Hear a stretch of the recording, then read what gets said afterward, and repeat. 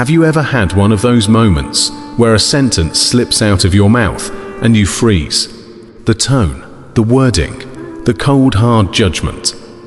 It sounds exactly like the person you feared most as a child. You genuinely believe that once you grew up, you would never behave that way. You would never slam doors in anger, never punish others with silence. You would never say something like, "I went through the same thing when I was your age." Yet one day, in one fleeting instant, you say it with absolute conviction. You sit on the couch, remote in hand, television off. You replay the argument over and over in your mind. You saw the flash of fear in the other person's eyes, and you know you went too far. But you refuse to apologize. Not because you don't want to, but because you no longer know how. Suddenly, you feel yourself turning into that person. The one you swore at 16 you would never become. The one you cried about in the dark, promising yourself, "When I grow up, I will be different. I will be gentle, understanding, an adult who never scares anyone." Now you stand in front of the mirror, and the expression on your face feels eerily familiar. The tight jaw, the furrowed brow, the exhaustion wrapped in indifference. For a moment, you think you have traveled back in time. Only the roles have switched. You thought growing up meant freedom. Instead, it feels like swapping one mask for another.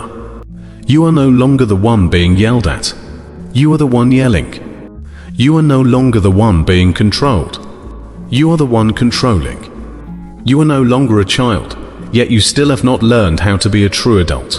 You want to be different, yet you are becoming more like them every day. That resemblance fills you with a terror you cannot fight. You do not know when you started responding to the world in their language.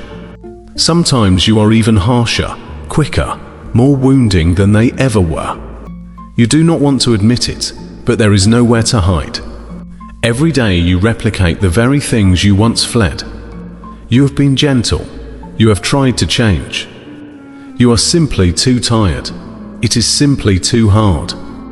You wonder if growing up is inherently a failure, a slow betrayal of your younger self, a process of compromise, concession, and lost hope. But you also know that the child you once were is still watching from inside. He does not blame you.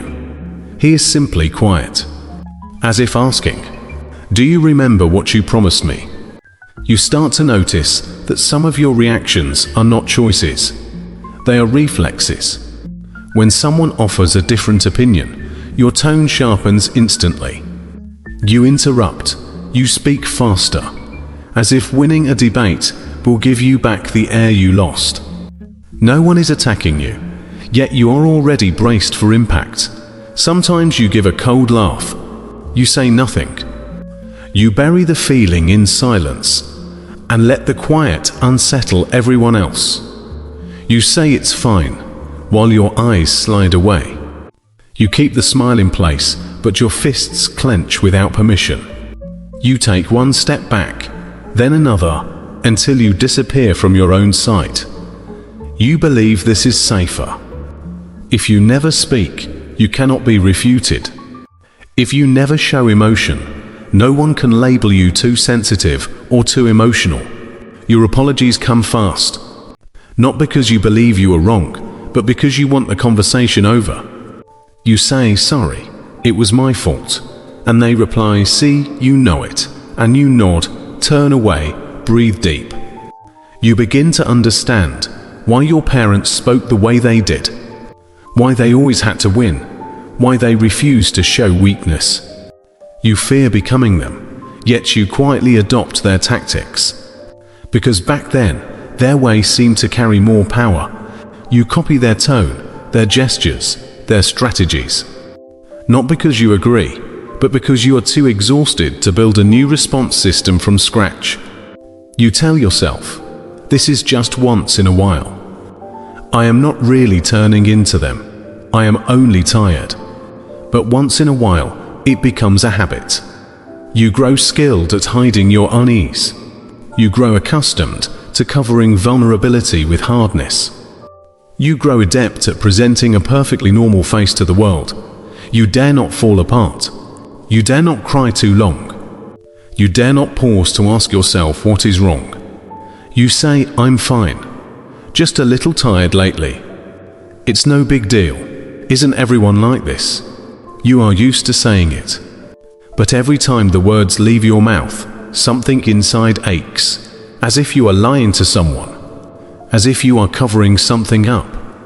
Sometimes you smile at the mirror and the smile dies mid-air.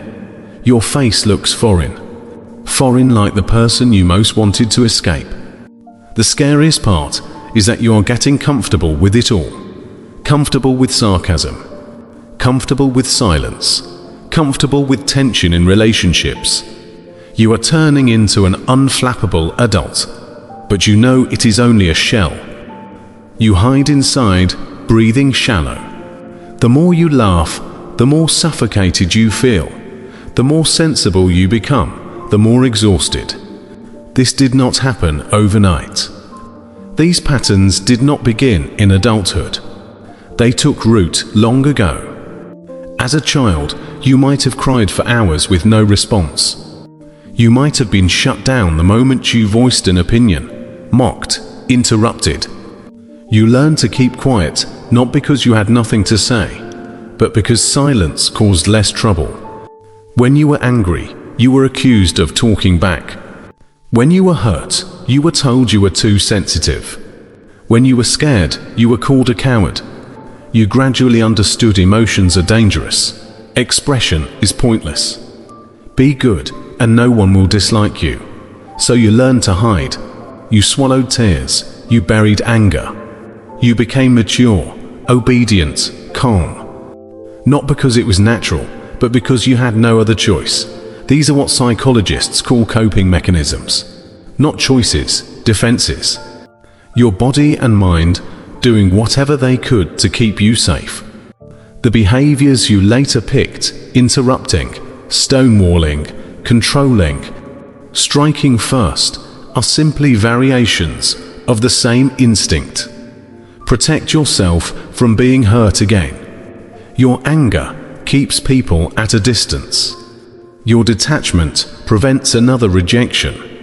Your dominance masks inner helplessness. This is not because you turned bad.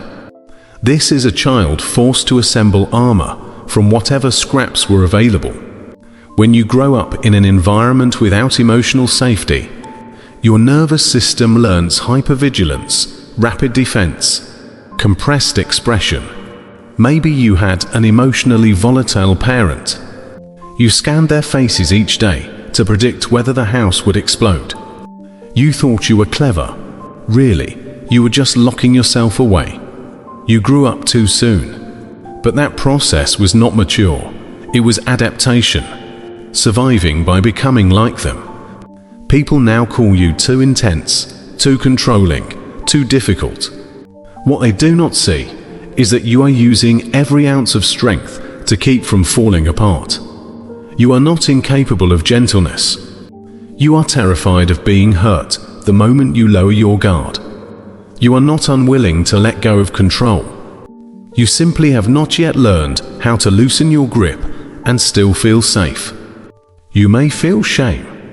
How did I become this? Didn't I swear to be different? But understand, this is not degeneration or betrayal.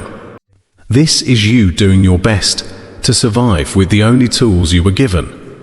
Those sharp edges, others misread as cruelty, are simply scar tissue. You resemble them not because you agree with them, but because you inherited their fear without consent. Replication is not choice, it is defense.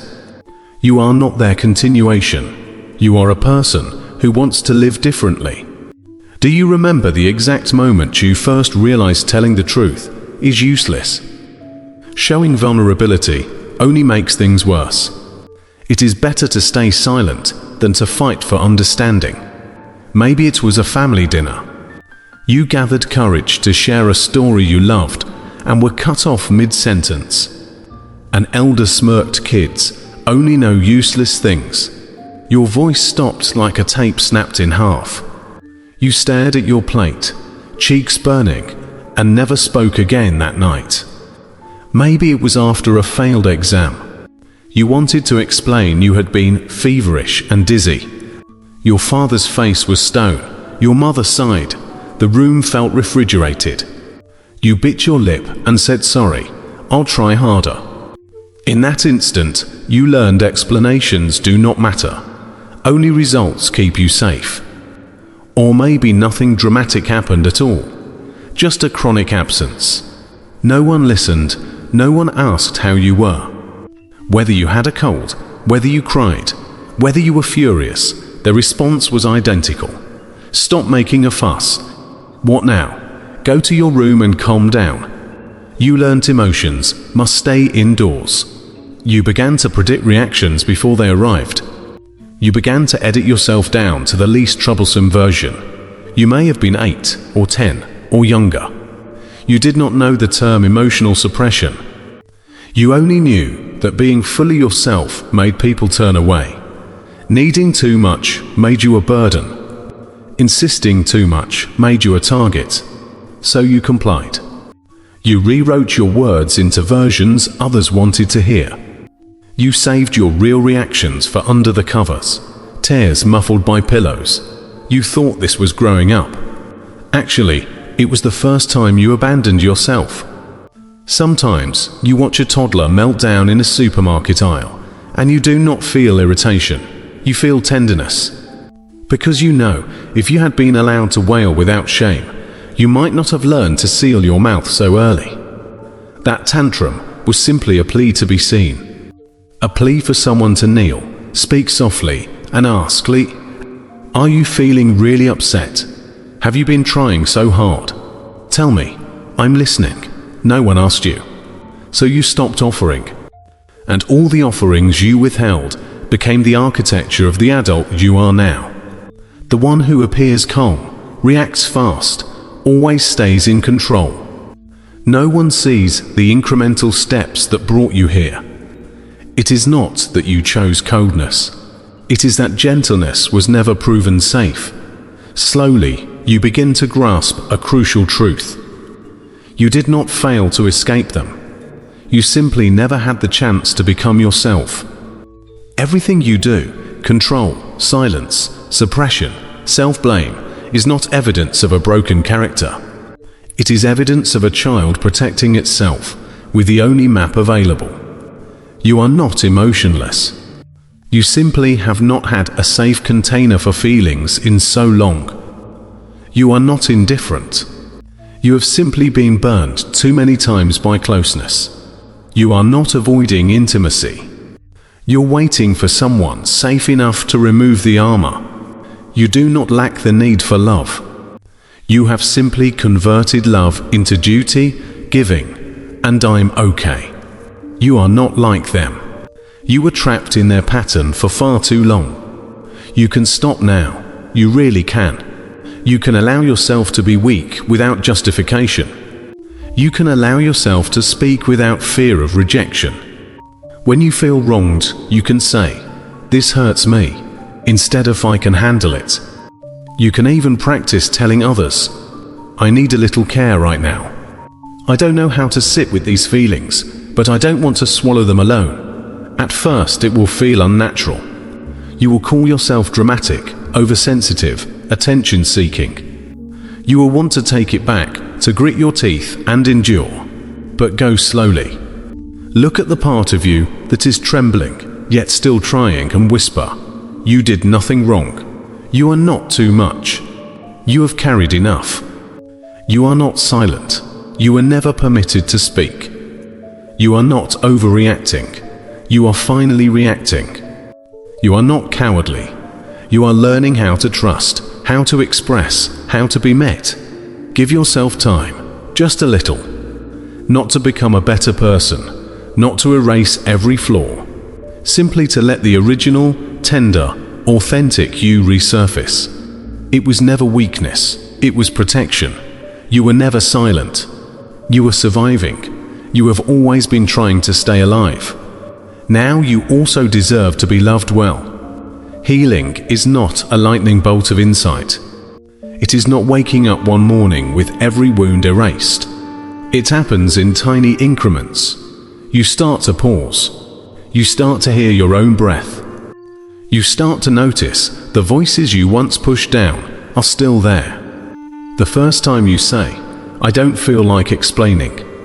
The first time you feel sad and do not rush to apologize. The first time you are misunderstood and do not attack yourself. You simply sit, holding yourself.